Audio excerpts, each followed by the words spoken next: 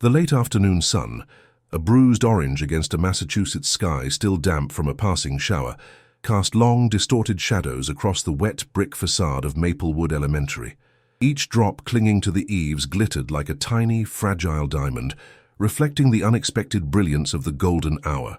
Arthur Sterling, his bespoke charcoal suit dark against the vibrant blue of his shirt, stood with a posture that spoke of rigid control, yet his gaze was anything but composed. His fingers, usually reserved for navigating complex financial reports or gripping the steering wheel of his luxury sedan, hovered protectively near his son, Ethan.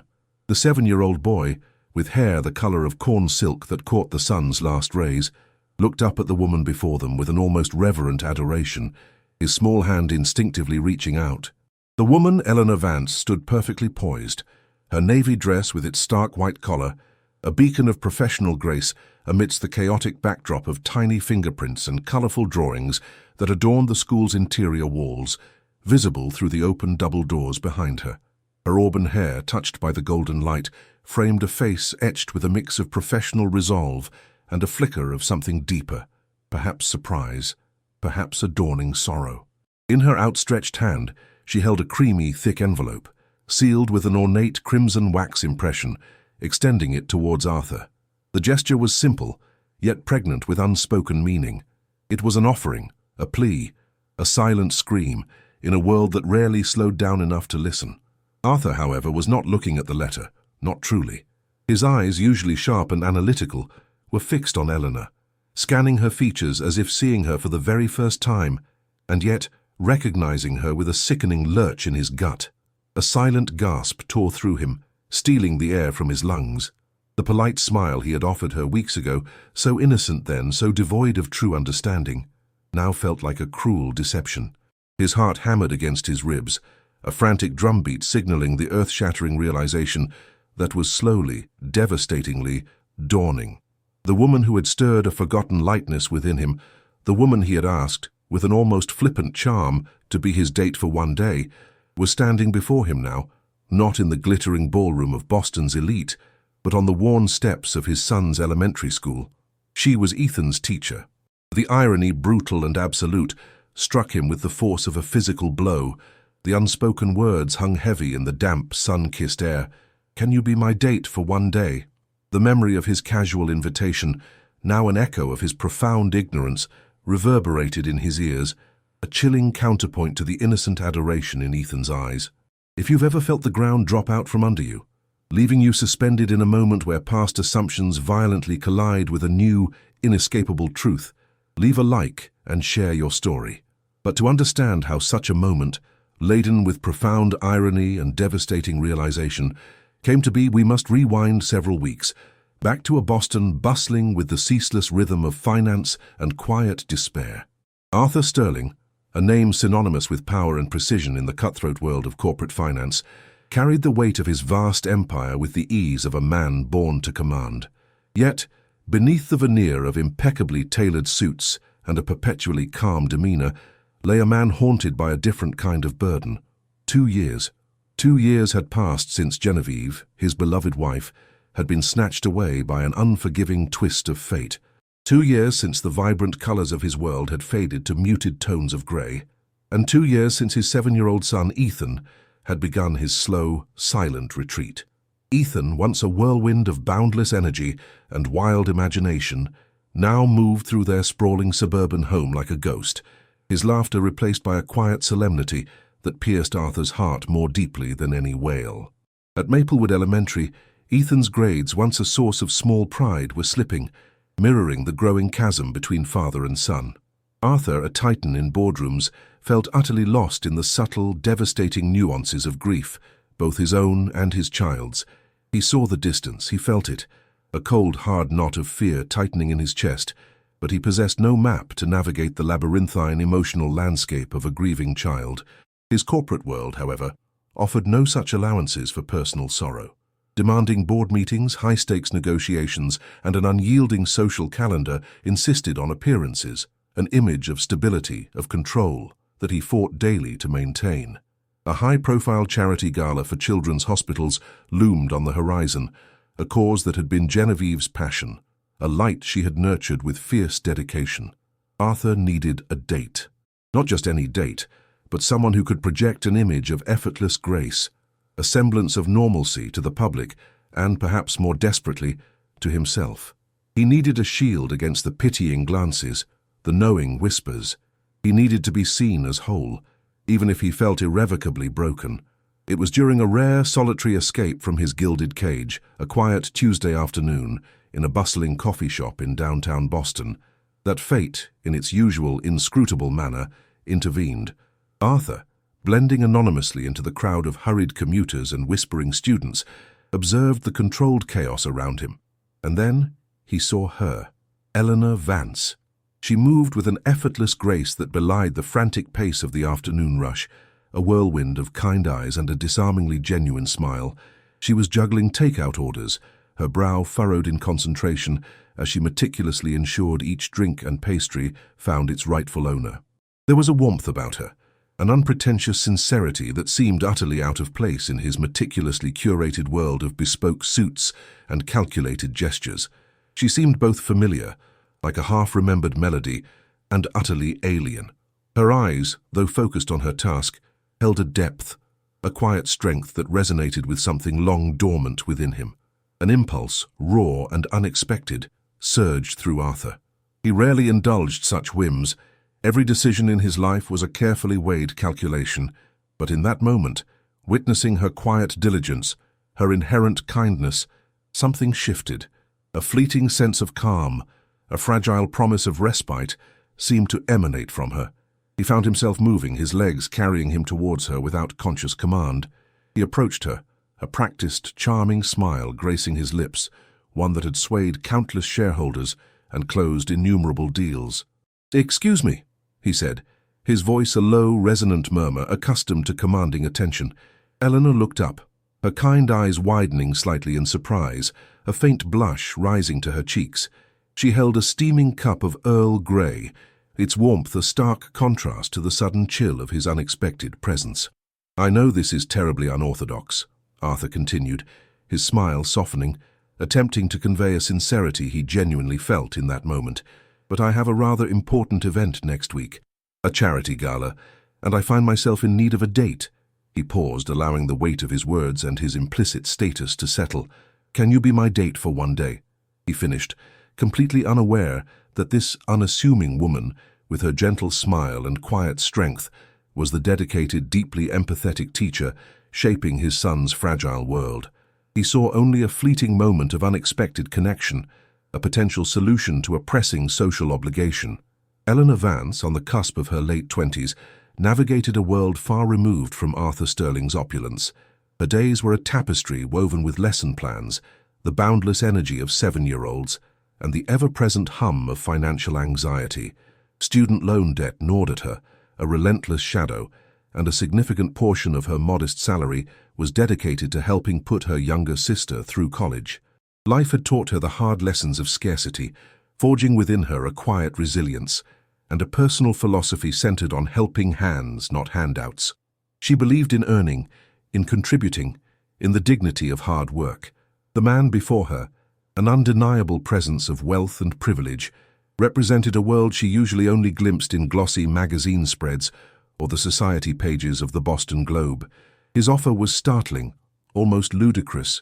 Her first instinct was wariness. She was no socialite, no trophy date, but as she met his gaze, she detected something beneath his polished exterior, a flicker of vulnerability, a profound weariness in his eyes that resonated with her own quiet struggles. His sincerity, however brief and perhaps even unconscious, touched a nerve. It wasn't the superficial charm she might have expected from someone of his obvious stature. It was a desperate, almost childlike plea for something she couldn't quite define. Intrigued by the sheer unexpectedness of the offer, and perhaps a flicker of hope for a single day free from the anxieties of her modest life, a chance to step outside her world and breathe different air, she found herself considering it. A singular day, a singular event, a temporary escape. What harm could it do? Her world, after all, was safely contained within the brightly painted walls of Maplewood Elementary. "One day," she repeated, her voice soft, testing the words. "Just one day." Arthur's smile deepened, a genuine warmth replacing the detached charm. "Just one day," he confirmed, offering a hand, his touch brief, yet oddly comforting. Eleanor, with a knot of curiosity and a reluctant sense of adventure blossoming in her chest, accepted. She had no idea how profoundly that single day would intertwine their disparate lives, nor how deeply her philosophy of helping hands would soon be tested, irrevocably changing not just her own path, but the destiny of a grieving man and his silent son. The stage was set, unknown to them both, for a revelation that would shatter their carefully constructed worlds. The single day felt like an eternity, and a fleeting moment all at once. Eleanor, still faintly smelling of coffee and the comforting scent of the books she'd read to her class that morning, clutched the address Arthur Sterling had given her, a small, elegant card that felt alien in her hand. The world it represented was far removed from the worn textbooks and crayon-stained worksheets that typically filled her evenings. She was wary, yes, of the opulence, the performative smiles, the calculated conversations she imagined populated Arthur Sterling's sphere.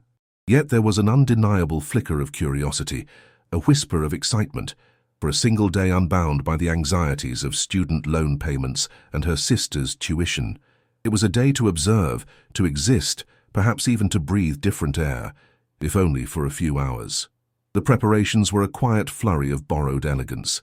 Her best friend, Sarah, a vibrant graphic designer with an eye for vintage finds, had insisted on lending her a dress.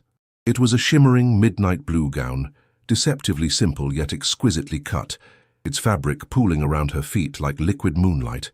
Eleanor had felt a pang of self-consciousness, a sense of playing dress-up in someone else's life, but Sarah's encouragement had been unwavering.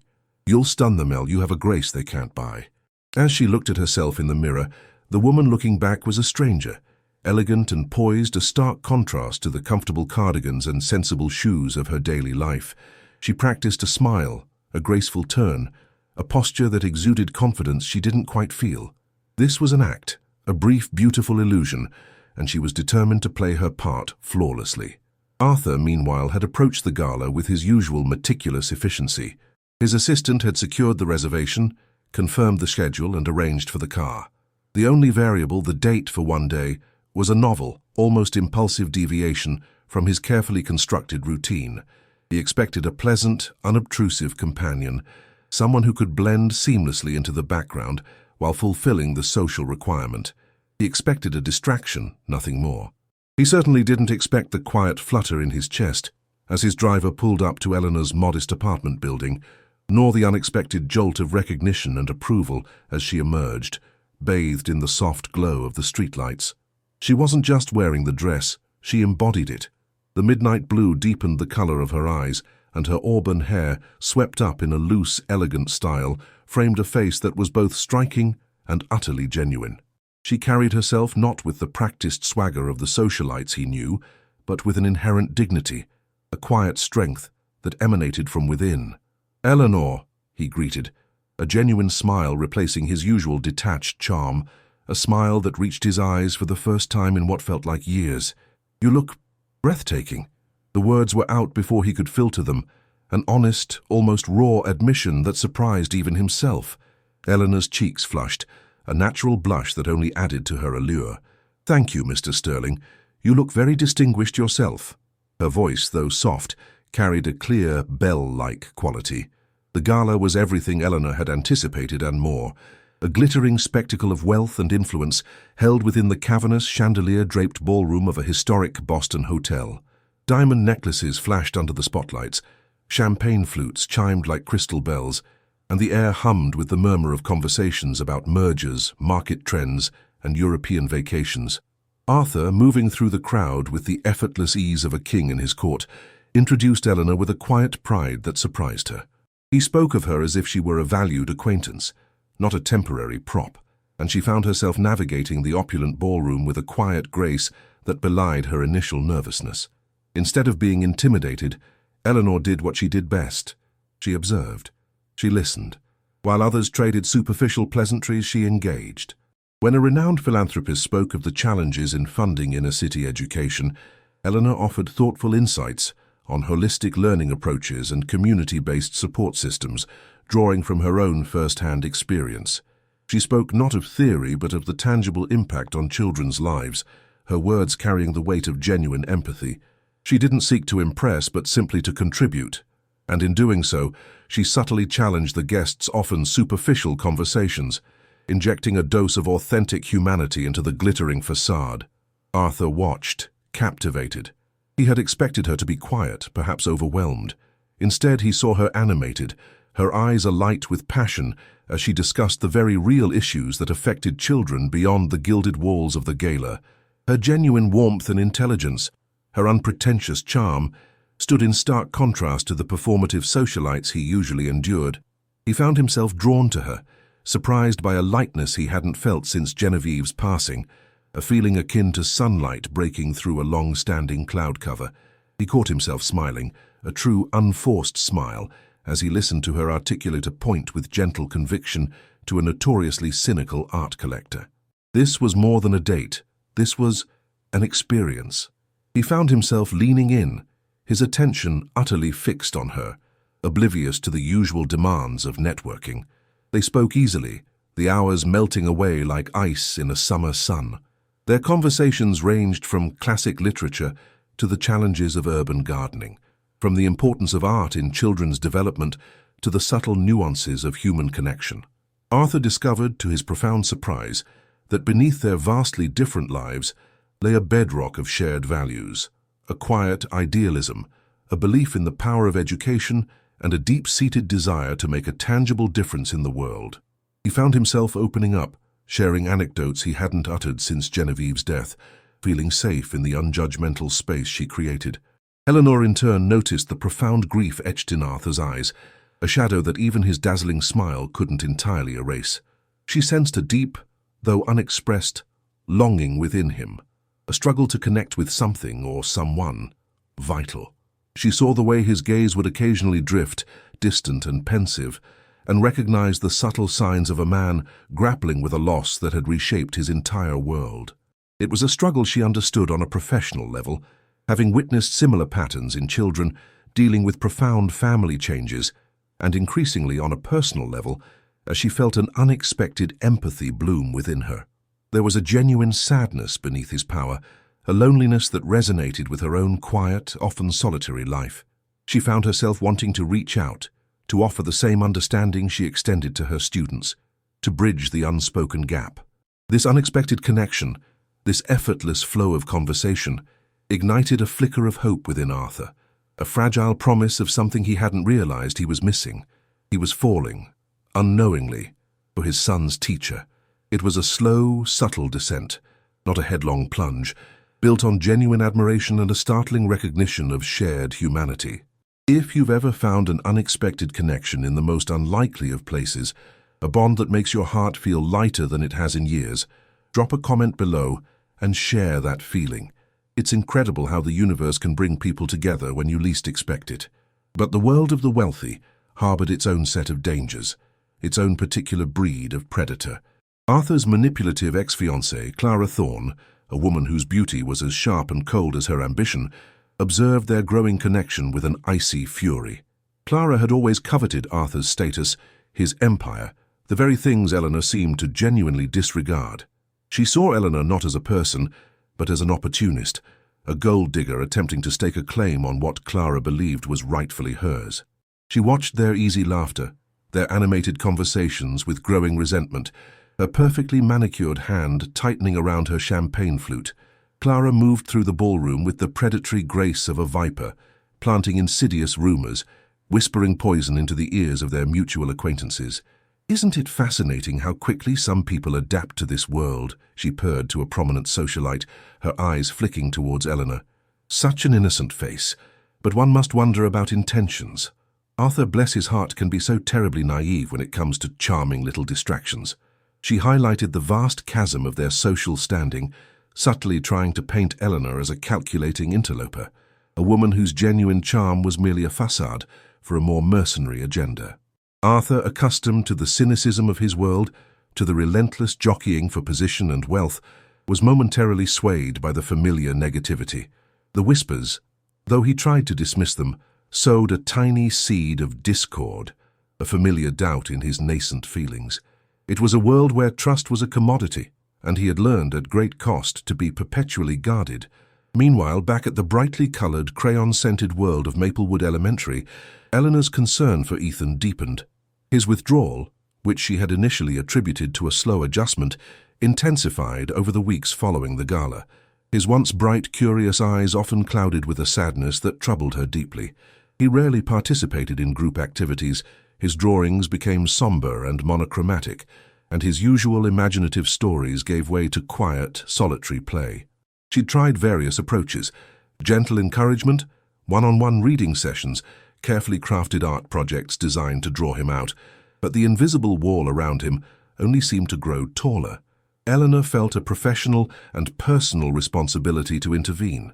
She knew that behind the withdrawn child was a deeply grieving one, and his father, from what little she knew, seemed absent, swallowed by his own world.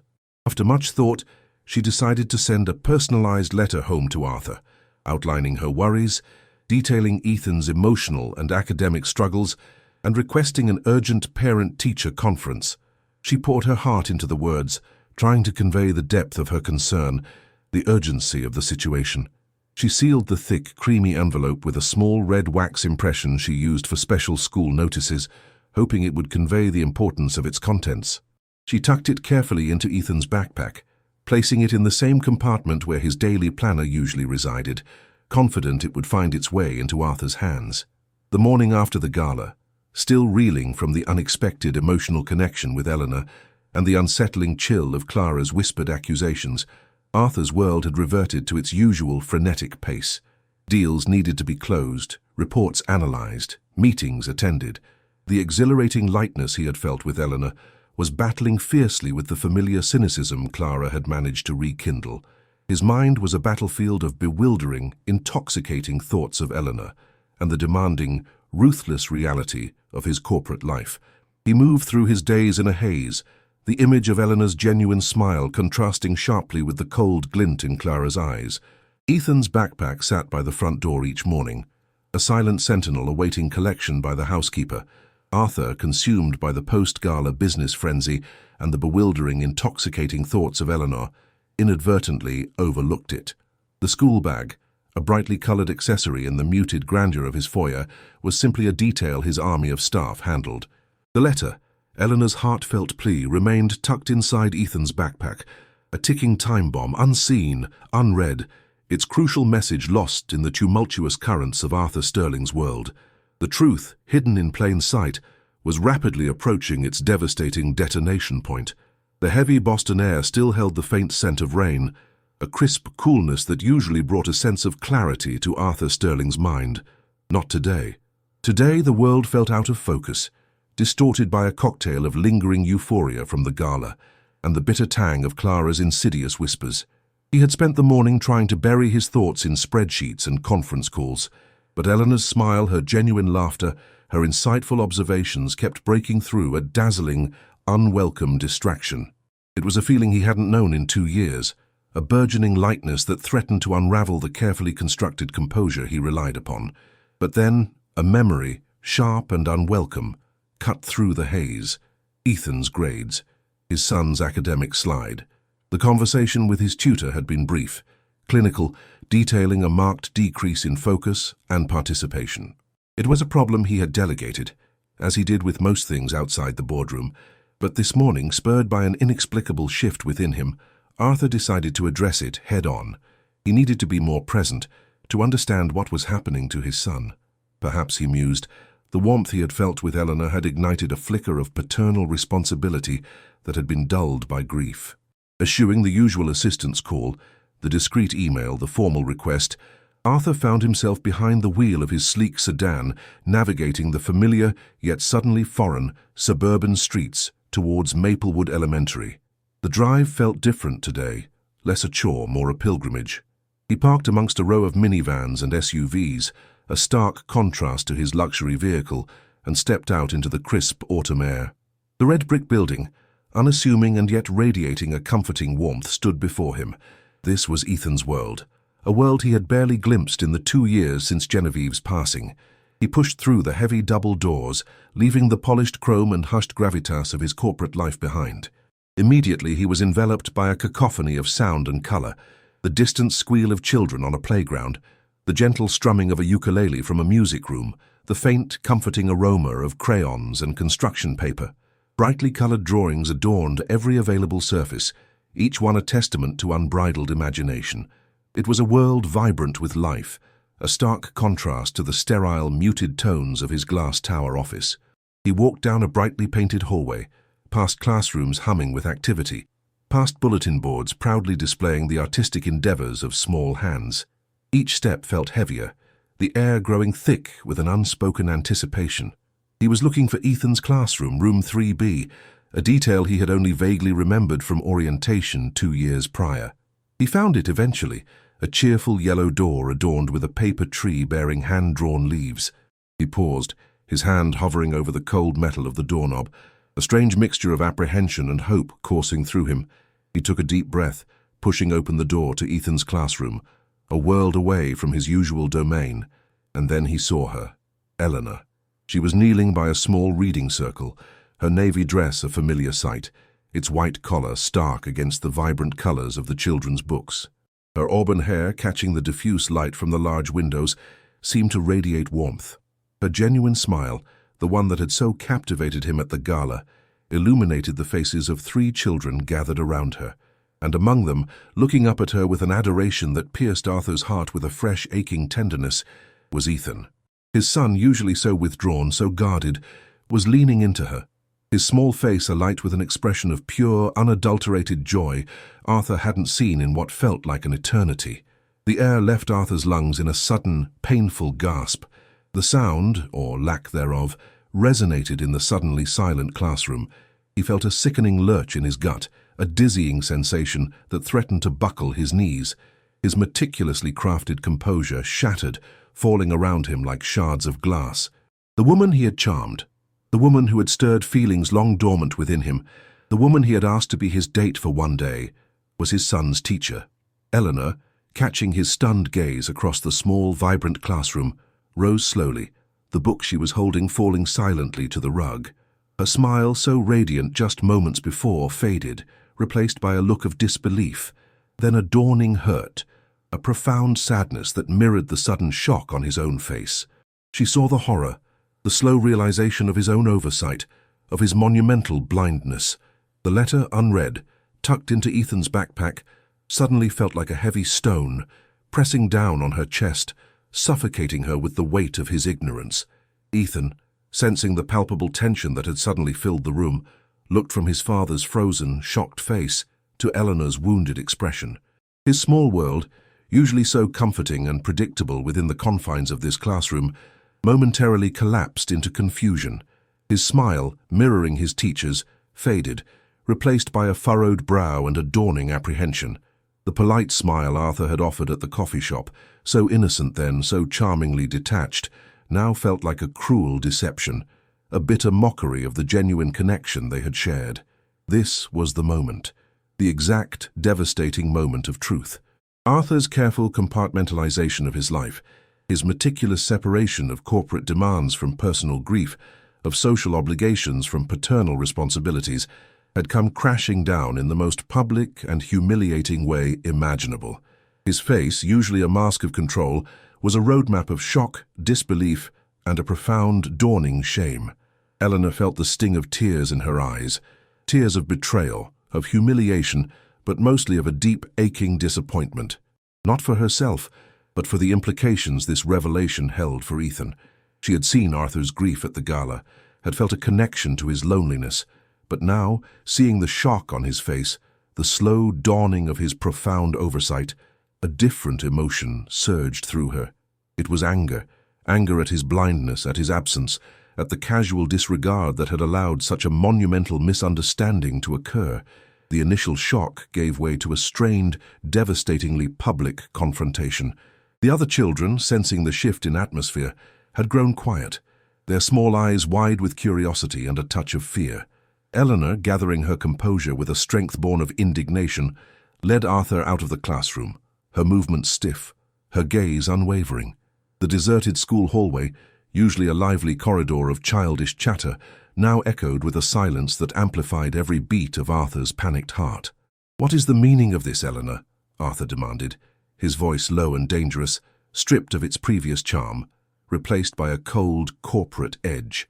Humiliated and feeling profoundly foolish, his corporate armor clanking with vulnerability, he accused Eleanor of manipulation, of deliberately hiding her identity to exploit his position.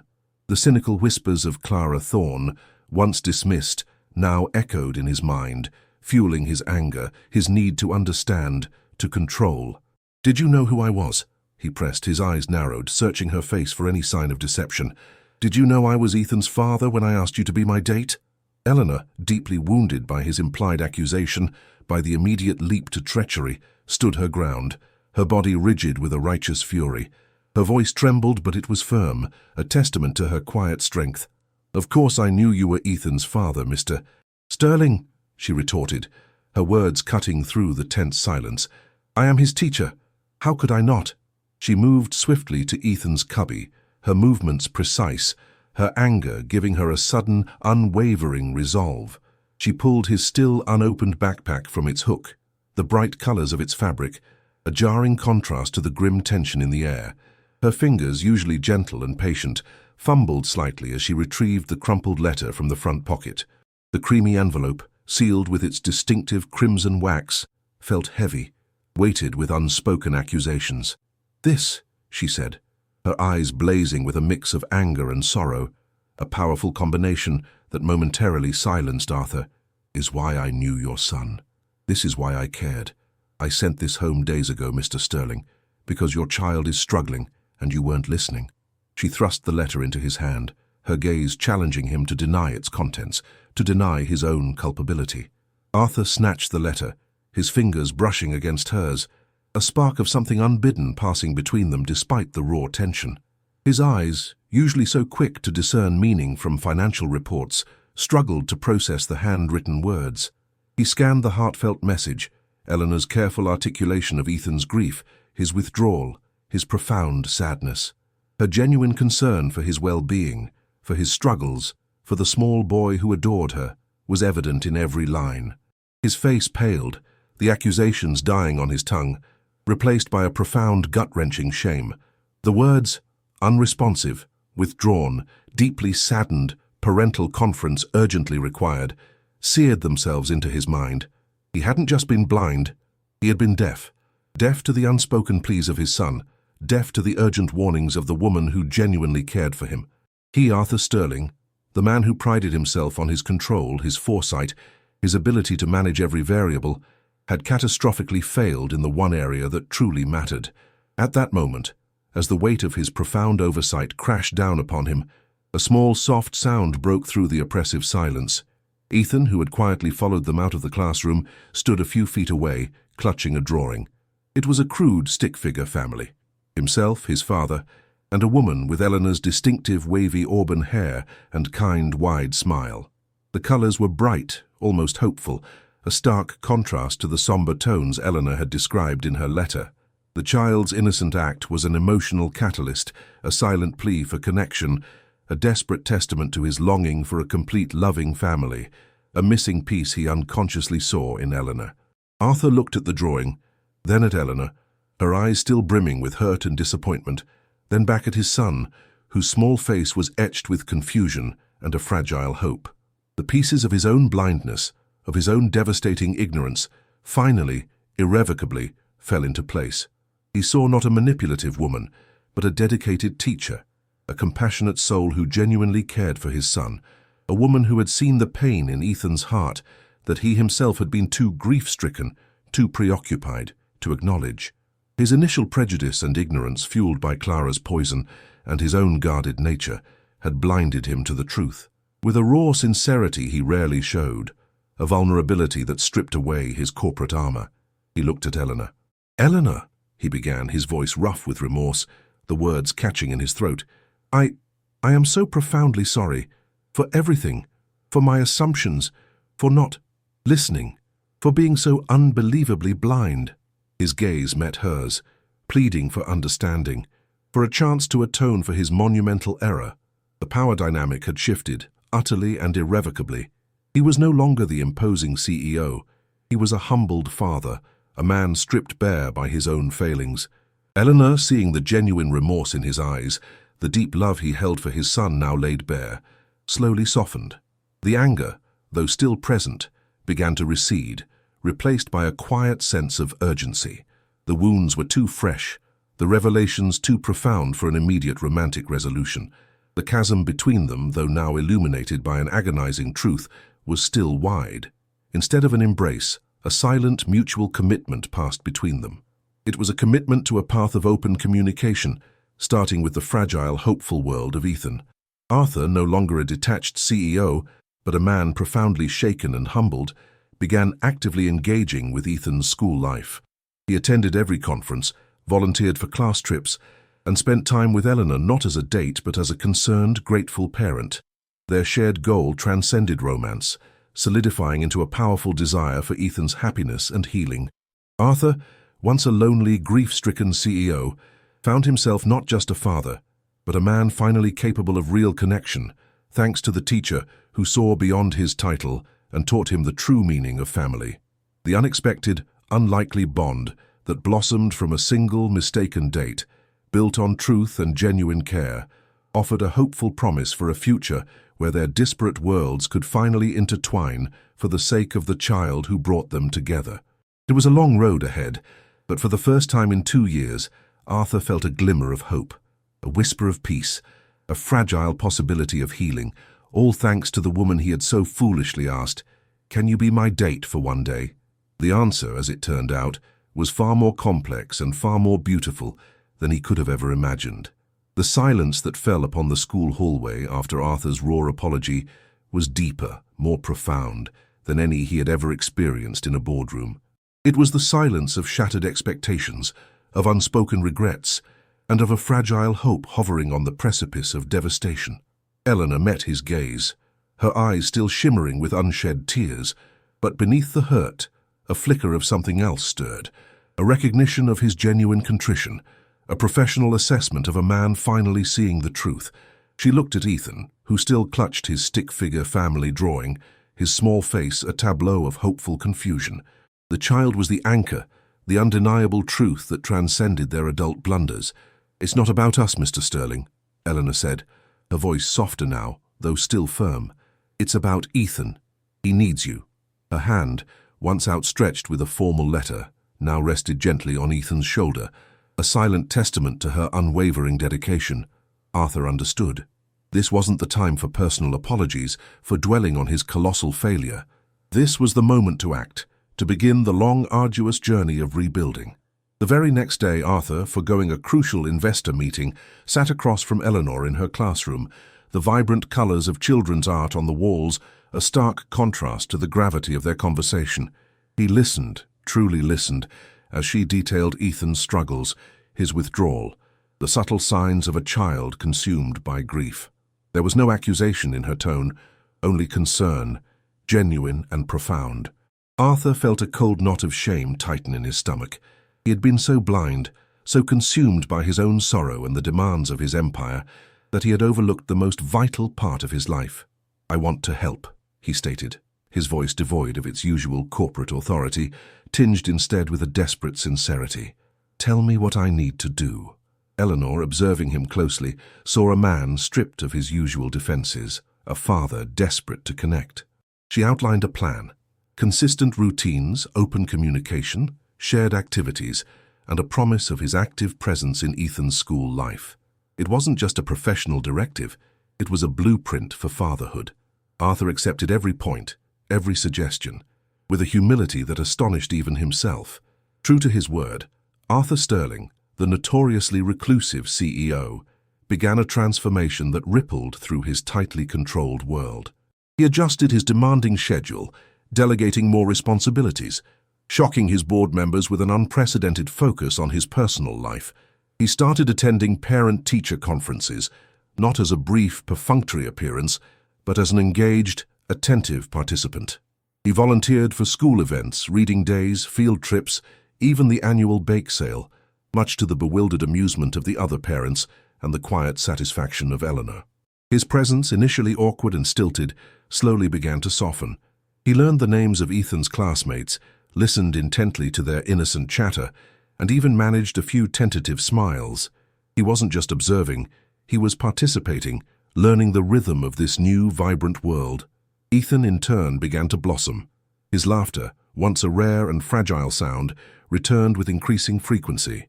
His drawings, once somber and monochromatic, burst forth with vibrant colors, mirroring the slow re-emergence of joy in his small life. He still had quiet moments, of course, but now he had a father who was truly present, a father who sat with him, read to him, and most importantly, listened. Eleanor watched this transformation with a mix of professional satisfaction and a growing, unexpected personal admiration. The man who had so casually asked her to be his date, the man she had briefly resented for his profound oversight, was proving himself to be something far more remarkable, a dedicated, evolving father. Their interactions, initially stiff and formal, slowly became easier, more collaborative. They discussed Ethan's progress, his challenges, his small triumphs, finding common ground in their shared concern for the boy. Arthur would often linger after school, discussing educational theories or community initiatives with Eleanor. Surprised by her depth of knowledge and her unwavering passion, he found himself valuing her insights, not just as Ethan's teacher, but as a wise, empathetic individual. There were still moments, however, when the memory of the gala, of their effortless conversation, of the undeniable spark would resurface. A shared glance, a fleeting touch as they passed papers, a quiet moment of laughter over a child's innocent remark. In these instances, the professional distance would momentarily blur, hinting at the deeper connection that had momentarily bloomed. Eleanor found herself admiring his unexpected kindness with the children, his genuine efforts to learn, the slow, visible peeling back of his corporate armor. And Arthur, in turn, found himself drawn to her unwavering strength, her quiet dignity, her profound empathy. The feelings, though suppressed for Ethan's sake, were undeniably still there, a soft, persistent hum beneath the surface of their new professional alliance. But the world outside Maplewood Elementary still spun with its own set of dangers. Clara Thorne, Arthur's ex-fiancée, had not disappeared. She watched Arthur's transformation from afar, her cold fury escalating with each news snippet of his unexpected presence at school functions. She saw his involvement with Maplewood Elementary, not as a sign of his growth, but as an opportunity, another avenue for Eleanor, whom she still viewed as a conniving gold digger to entrench herself in Arthur's life. Clara thrived on manipulation, on maintaining control, and Eleanor's unpretentious charm and growing influence over Arthur, however focused on Ethan, was an intolerable threat. The insidious rumors Clara had planted at the gala began to escalate. Whispers of Eleanor's ambitious nature, her unusual interest in Mr. Sterling's personal affairs, and thinly veiled accusations of her climbing the social ladder through his son circulated through the exclusive social circles of Boston. Clara ensured these whispers reached key donors to Arthur's charities, influential board members, and most cruelly, a few impressionable parents at Maplewood Elementary. She subtly highlighted the vast chasm between Eleanor's modest background and Arthur's immense wealth, twisting every innocent interaction into a calculated maneuver. "Isn't it rather convenient," Clara would purr to a gossiping acquaintance at a charity lunch, "how some people suddenly become indispensable to the Sterling family? After all, a teacher's salary, one can only imagine the allure of a certain CEO." Her words were designed to plant seeds of doubt, to undermine Eleanor's integrity, to paint her as a calculating opportunist. Arthur, now accustomed to Eleanor's genuine character, to her unwavering dedication to Ethan, found himself increasingly annoyed by these whispers. He dismissed them outright, his burgeoning trust in Eleanor a shield against the familiar cynicism of his world. He knew Clara's game, had played it himself for years, but the constant barrage, the insidious drip of negativity, began to wear on him. He saw Eleanor, a woman who meticulously managed her finances to support her sister and still harbored dreams of further education, and the accusations felt absurd. Yet, the corporate world had taught him that perception was reality, and he worried about the impact on Eleanor, on the school, and ultimately on Ethan. Eleanor, insulated by the genuine warmth of her classroom and the purity of her intentions, remained largely unaware of the full extent of Clara's machinations. She heard faint echoes, a cold shoulder from one parent, a suspicious glance from another, but dismissed them as the usual social complexities of a new environment.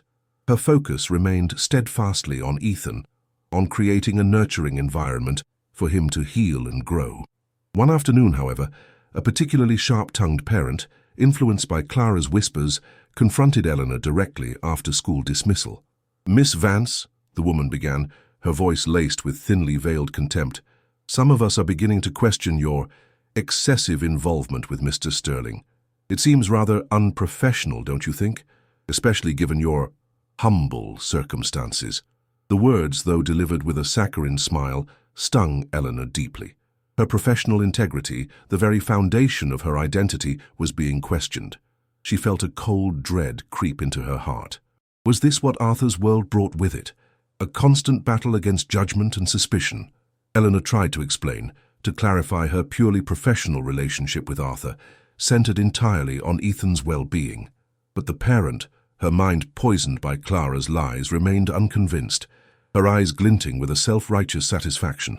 The incident left Eleanor shaken, a seed of doubt planted in her own mind. She wondered if she was, perhaps, being naive. Was she too trusting? Was her genuine care for Ethan being misconstrued, deliberately distorted by others? The thought, cold and unsettling, settled deep within her. Arthur, increasingly aware of Clara's persistent efforts to undermine Eleanor, was growing restless.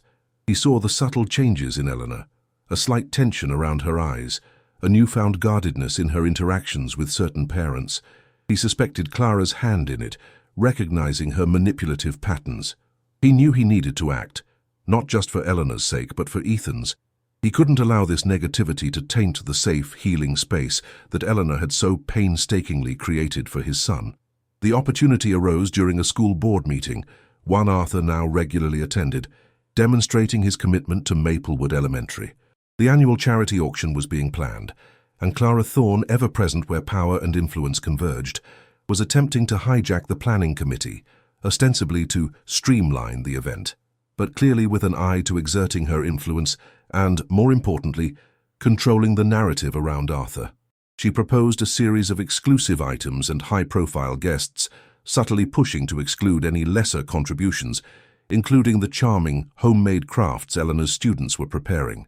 Eleanor, sensing Clara's underlying agenda, spoke up, defending the importance of student involvement, of fostering a sense of community and pride. Clara, with a dismissive wave of her hand, scoffed, "Darling, these are children's hospitals, not a kindergarten bake sale. We need serious donations, not glitter glue." Her eyes, cold and calculating, flickered towards Eleanor, a clear challenge. Arthur, witnessing Clara's blatant disrespect and her attempts to undermine Eleanor's genuine efforts, felt a surge of protective anger. This wasn't just about charity. It was about values, about dignity, about the quiet strength of the woman he was slowly, reluctantly, falling for. He knew with a certainty that resonated deep within him that he could not allow Clara to succeed. He would have to expose her, not just for Eleanor, but for the integrity of the school and for the purity of the cause that had once been Genevieve's passion. The confrontation he had initially dreaded, the public reckoning with Clara, was now unavoidable.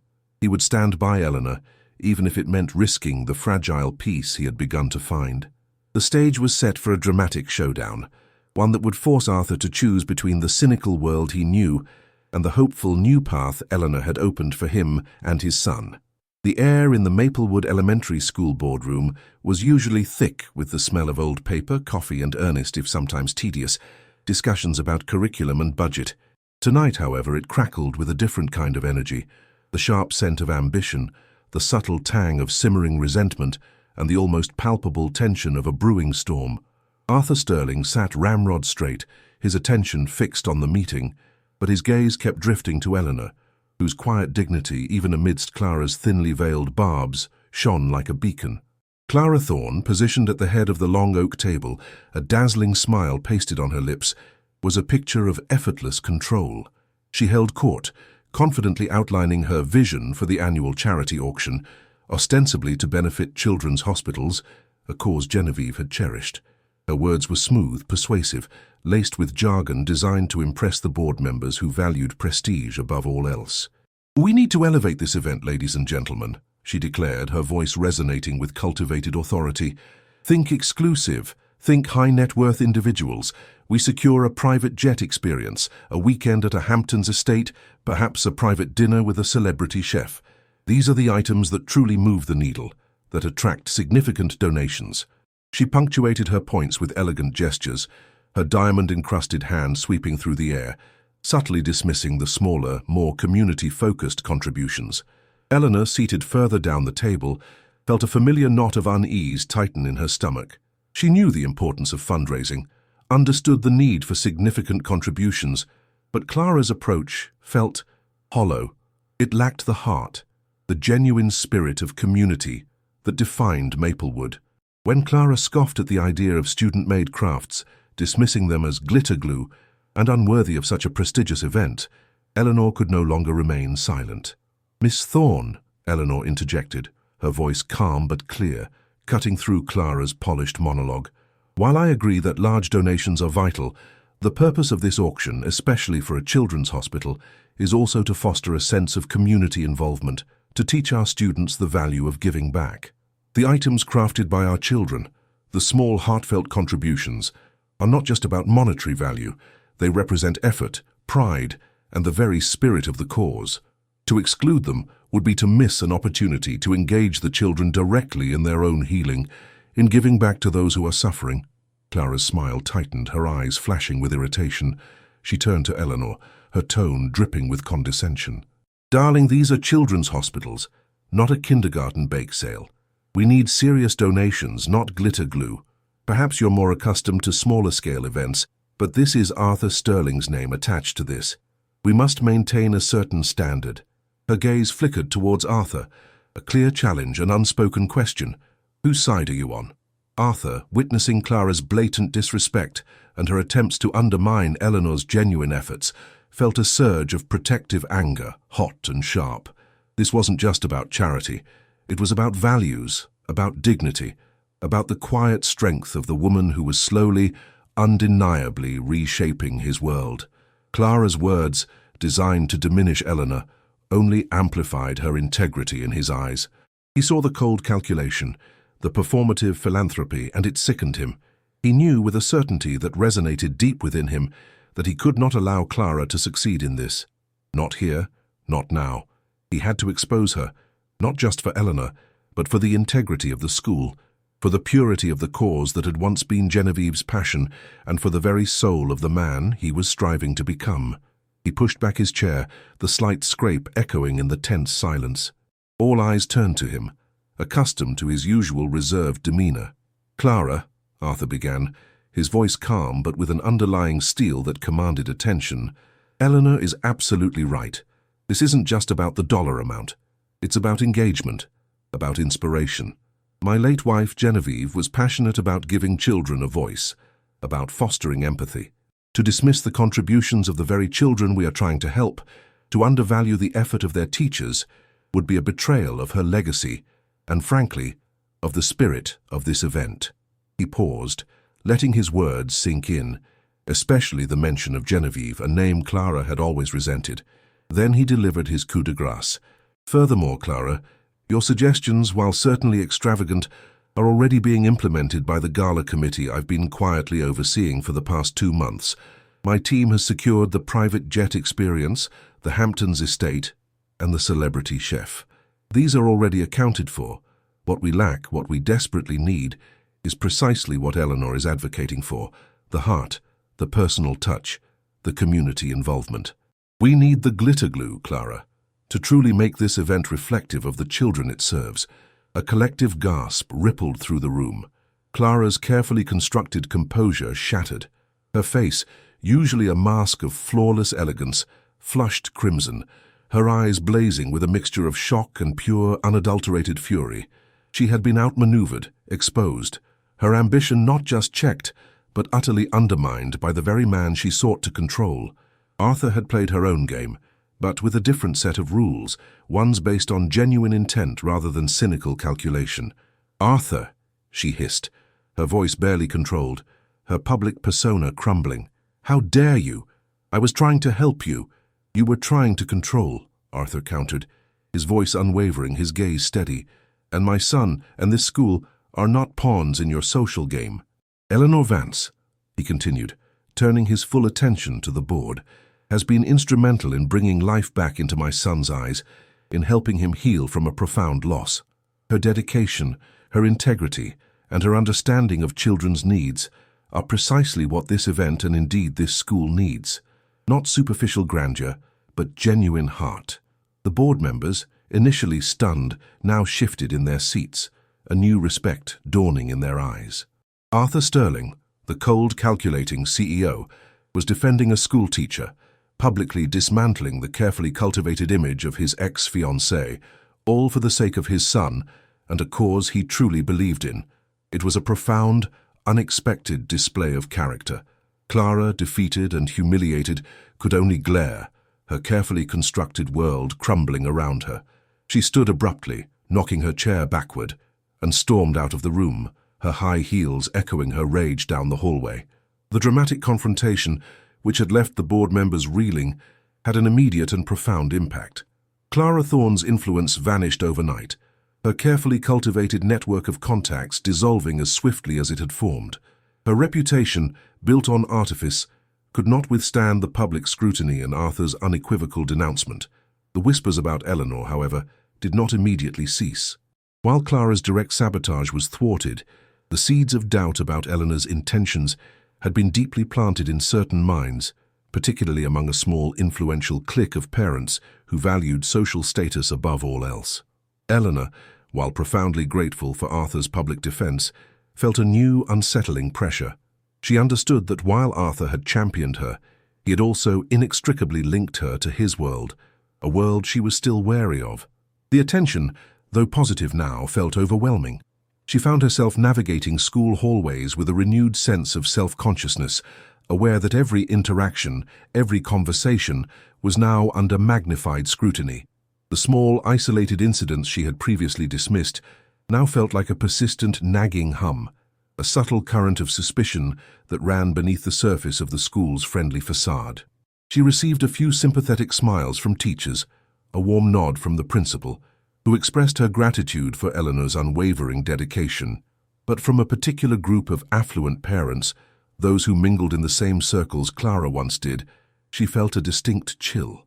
They exchanged polite but distant greetings, their eyes lingering with an almost imperceptible curiosity, a quiet judgment. Eleanor, with her deep empathy, sensed the unspoken questions, the lingering doubts. She knew that her reputation, once unimpeachable, was now under a microscopic lens, scrutinized not for her teaching ability, but for her perceived proximity to Arthur Sterling's immense wealth. Arthur, for his part, remained steadfast. He saw the subtle toll the lingering suspicion was taking on Eleanor. He saw the slight stiffness in her posture, the way she sometimes hesitated before engaging with certain parents. It angered him, this lingering injustice, this unfair scrutiny of a woman whose only crime was her genuine kindness and dedication. He resolved to protect her, to continue to advocate for her, to ensure that her integrity remained unblemished. Their relationship, post-confrontation, entered a new, more complex phase. The professional collaboration deepened, but the unspoken feelings that had flickered between them were now amplified, intensified by the shared battle against Clara. Arthur found himself seeking Eleanor's counsel not just on Ethan, but on community initiatives, on the ethics of corporate philanthropy, on matters that touched his own evolving worldview. He valued her perspective, her moral compass, the quiet wisdom she possessed. He saw her not just as Ethan's teacher, but as a trusted confidant, a partner in a shared mission. Eleanor, too, found herself drawn to Arthur's newfound vulnerability, his genuine desire to change, to be a better father, a better man. She saw past the CEO, past the wealth, to the man beneath, the grieving husband, the struggling father, the individual yearning for connection. Their conversations became more personal, more open, touching on their hopes, their fears, their pasts.